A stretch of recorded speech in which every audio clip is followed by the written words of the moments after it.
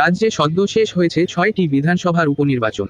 নির্বাচনে রাজ্যের প্রধান বিরোধী দল বিজেপি কোনো দাগ কাটতে পারেনি, কার্যত পর্যদস্ত হয়েছে দল। এই সবের মাঝেই পূর্ব মেদিনীপুরের এগরায় দলীয় কর্মসূচিতে অংশগ্রহণ করলেন প্রাক্তন রাজ্য সভাপতি দিলীপ ঘোষ। এগরায় বিজেপির সদস্যতা সংগ্রহ অভিযানে উপস্থিত হয়ে কর্মীদের উজ্জীবিত করলেন। ছিলেন মেদিনীপুর সাংগঠনিক জেলা বিজেপির সভাপতি সুদাম পণ্ডিত সহ অন্যান্য জেলা ও মণ্ডলের নেতৃত্বরা।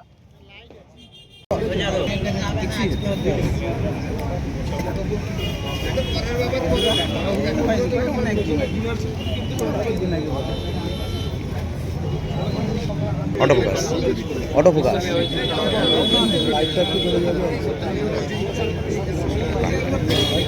30-40 সেকেন্ড হলে হয়ে যাবে।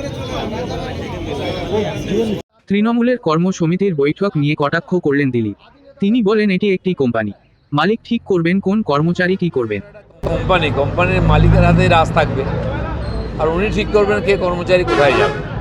এ নিয়ে কোনো প্রশ্ন হতে পারে না। এটাই আছে, এটাই থাকবে, যতদিন দল থাকবে এরকমই থাকবে। অভিষেক ব্যানার্জির কর্মসূচির দিন তৃণমূলের জোড়া কর্মসূচি। এই সম্পর্কে দিলীপ বলেন, কেউ করে হাত বাঁধে রেখেনি, উনি ওনার মতো করছেন, ওনার নিজস্ব লিডারশিপ তৈরি করছেন, বাকি পার্টি চলছে। সব জায়গায় এখন বিজেপির সদস্যতা সংগ্রহ কর্মসূচি চলছে। এই সম্পর্কে দিলীপ বলেন, সদস্যতা আগের থেকেই সেপ্টেম্বর থেকে শুরু হয়ে গেছে। ওর সঙ্গে ইলেকশনের কোনো সম্পর্ক, ইলেকশন আসে যায়, চলতেই থাকে, আপ ডাউন হতেই থাকে। অমিত শাহজি দেওয়া লক্ষ্যমাত্রা পূরণ করতে পারবে বিজেপি বলে দেখা যাক, শুরু তো হয়েছে, চলুক, কতদূর হয়। বিজেপির নতুন ও পুরানো কর্মীদের মধ্যে সব সময় দড়ি টানাটানি চলে বলে বিরোধীদের অভিযোগ। দিলীপ বলেন, কোথায় দৈরত্ব মনে হচ্ছে? এখানে লাইনে বসে আছে।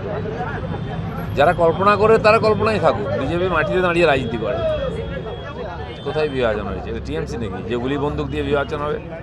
এখানে নতুন পুরনো সব বসে আছে, সবাই ভারত মাতা কি জয় বলে আর জয় শ্রীরাম বলে পার্টির কাজ করছে, লড়ছে, আগামীর জন্য তাই থাকে।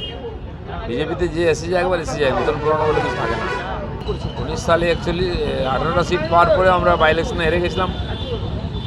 21-এ আমরা 77টা জিতেছিলাম। তো কখনো হার কখনো জিত পার্টিতে হয়েই থাকে। মমতা ব্যানার্জি অনেকবার হেরে গেছেন, তারপর ক্ষমতায় এসছেন। একটা সিটে নেমে গেছিলো, আজকে তারা 29টা সিট পেয়েছে। রাজনীতির অঙ্গ এগুলো। উপনির্বাচনে সবসময় যে সরকার থাকে সেই জিতে। উত্তরপ্রদেশে কে জিতে, কর্ণাটকে কে জিতেছে, এরকমই হয়।